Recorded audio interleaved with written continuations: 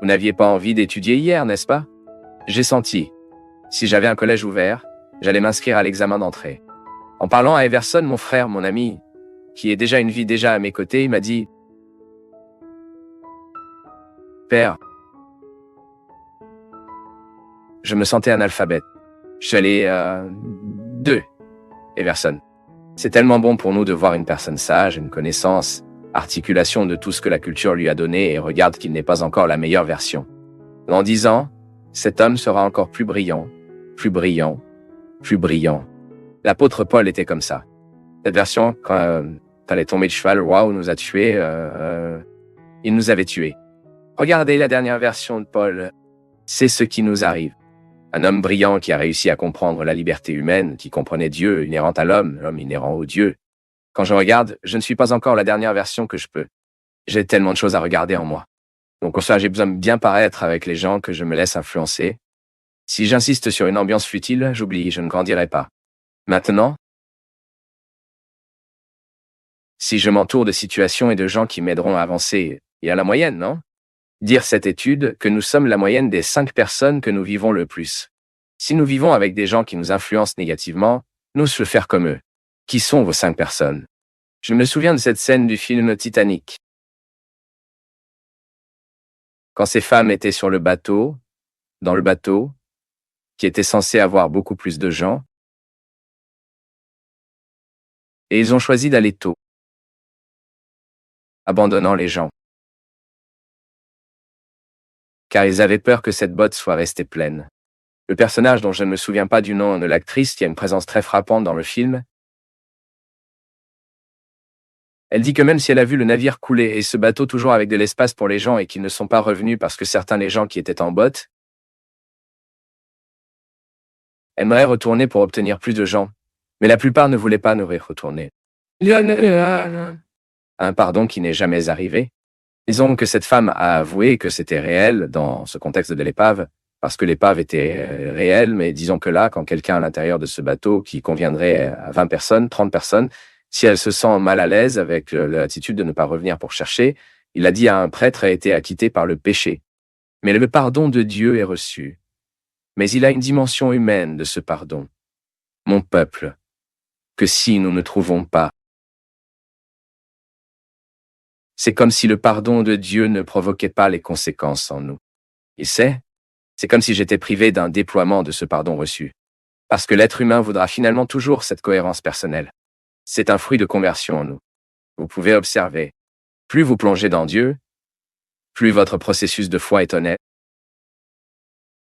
plus votre désir d'avoir une cohérence personnelle est grande. La cohérence qu'elle donne se connecte à notre vie. Lorsque vous vous rendez compte que vous êtes cousu à l'intérieur, vous êtes aligné sur une condamnation, et que vos attitudes sont alignées sur cette condamnation. Avons-nous besoin de se pardonner tous les jours? Il est incroyable de voir comment nous devons nous pardonner chaque jour saint. Pour ce que nous ne pouvions pas, pour ce que nous n'avons pas réalisé. J'ai parlé ici au début, non? Je pourrais bien me dire mon alimentation, ce qui est un but simple dans ma vie. La fin de la journée vient. La conscience est comme un chombo. Et j'ai besoin de me réconcilier, car si je ne me réconcilie pas, je sculpte dans mon alimentation. Je relativise. Ah, j'ai déjà mangé ce bonbon. Et ainsi, que l'ennemi trouve des échappatoires dans notre personnalité. Parfois, nous trouvons des gens qui sont pris par les diaboliques à cause des violations que ces gens ouvraient dans leur vie, afin que le diabolique grandisse. Cela nous arrive, mon peuple, à travers des choses très simples. Lorsque nous relativions une valeur pour nous, c'est une valeur. C'est une précision pour moi. Si nous nous relativalise, cela provoque un état d'incohérence. Et cette incohérence nous désirme. Une personne incohérente est une personne malheureuse. Oui, les inconvénients génèrent un malheur. Alors quand je cherche ce pardon de Dieu, et que naturellement fait quelque chose, quoi, mon péché est également pardonné par moi. Dieu pardonne toujours. Dieu pardonne toujours. Nous croyons en la miséricorde divine qui se comporte bien sûr la justice, mais cette miséricorde ne se refuse à personne. Il n'y a pas de péché dans cette vie qui ne peut être pardonné, à condition que le cœur humain soit prêt à redémarrer. Dieu ne peut pas faire le travail seul. Et c'est pourquoi le sacrement de la pénitence a le pouvoir de transformer une vie lorsqu'il est pris au sérieux. Lorsque vous dites au prêtre vos péchés, vos erreurs, vous en tirez à l'acquittement. Et lorsque vous partez avec le désir de vous réconcilier avec vous et les autres, l'expérience est complète. Elle a couvert toutes les dimensions de sa vie.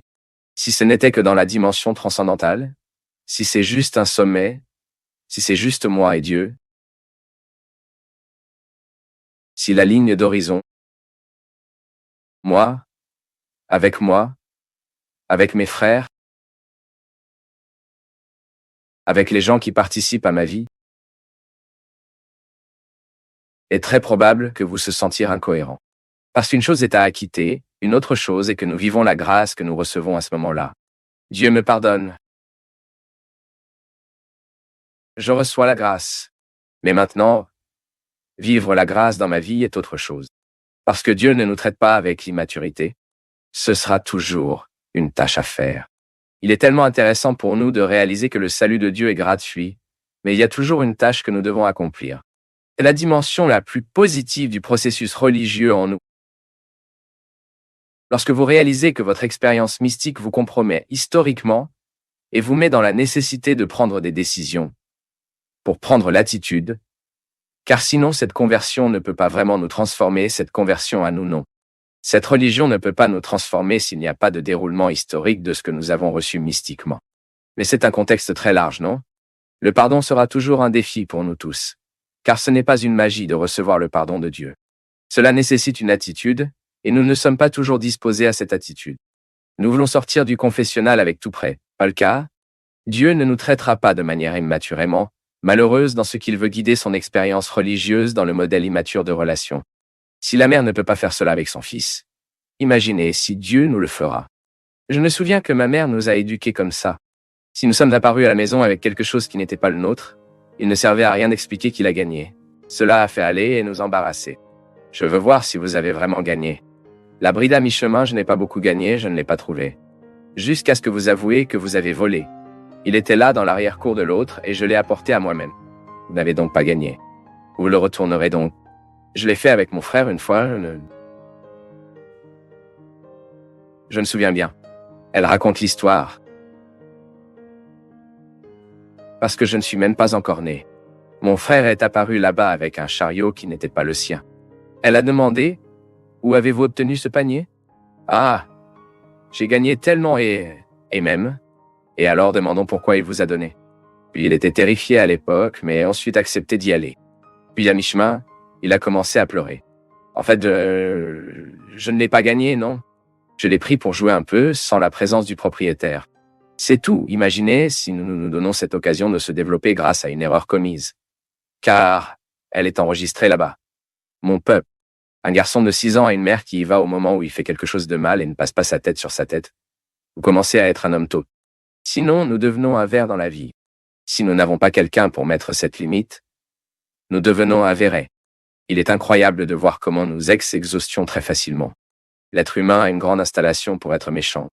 Et nous devons mettre cette méchanceté dans un contexte de contrôle. Pour cela, nous sommes éduqués. Alors Dieu ne sera pas fait de cela avec nous. Avez-vous fait une erreur?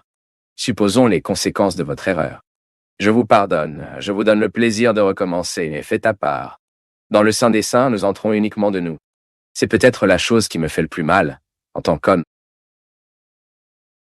Ce n'est pas comme un prêtre. C'est peut-être le sentiment qui me fait le plus mal.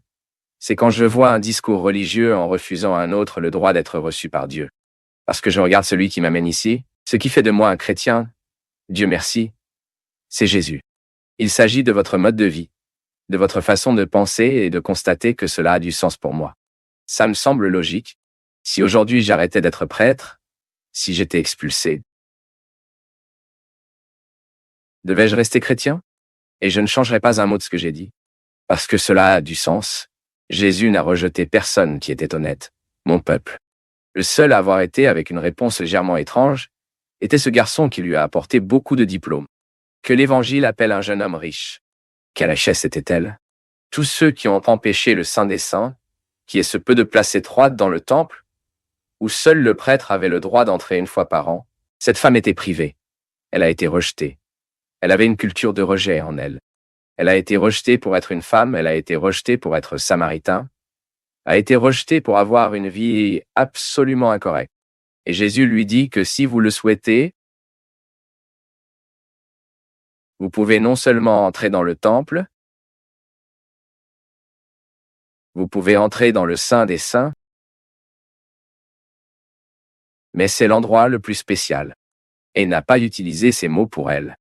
Mais vous déduisez que ce qu'il lui suggérait, c'est ça. Débarrassez-vous des refus que d'autres mettent en vous. Débarrassez-vous des refus culturels, débarrassez-vous des refus religieux, tout ce qui était un discours malhonnête, ils ne comprenaient pas qui vous étiez, car cela a été fait d'un homme ou d'une femme qui ne comprenait pas non plus qui ils étaient. Soyez honnête lorsque vous évangélisez quelqu'un, lorsque vous évangélisez vos enfants, soyez honnête. Regardez. Et trouvez également ces refus qui sont si enracinés en vous. Oui, nous tous ici, d'une manière ou d'une autre, nous avons été une telle compréhension erronée. Dieu a des difficultés avec vous, voyez-vous? C'est pourquoi par conséquent pour cela. Mais je te le dis parce que je t'aime. C'est le dernier en ligne qu'il choisit.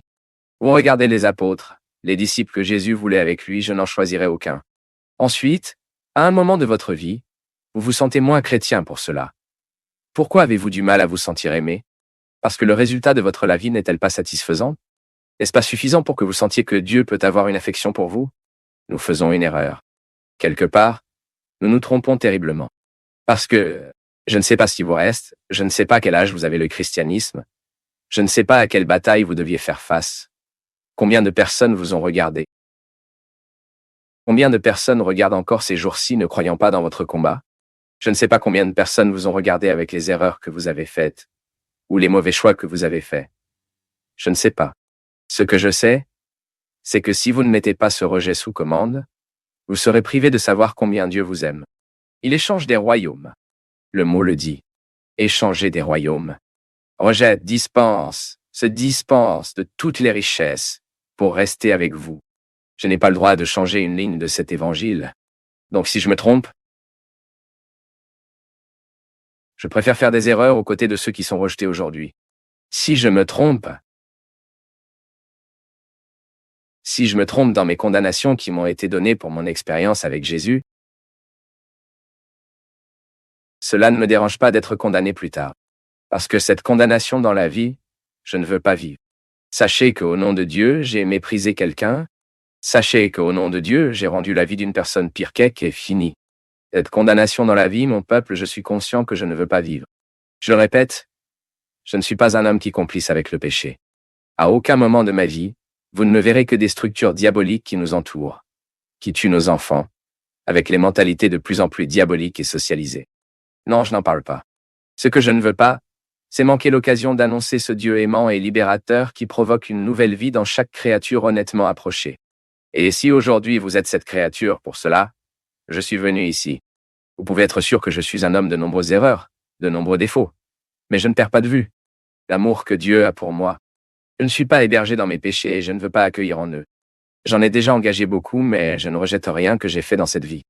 Parce que c'est exactement ce que j'ai fait dans ma vie, bien et mal, qui m'a amené ici aujourd'hui et que je ne veux pas mourir sans télécharger tout ce que je peux. Vous savez,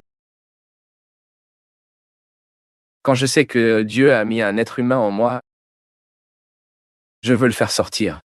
Hier, quand le professeur a parlé, j'ai dit, mon Dieu, comment nous sommes ignorants, à droite.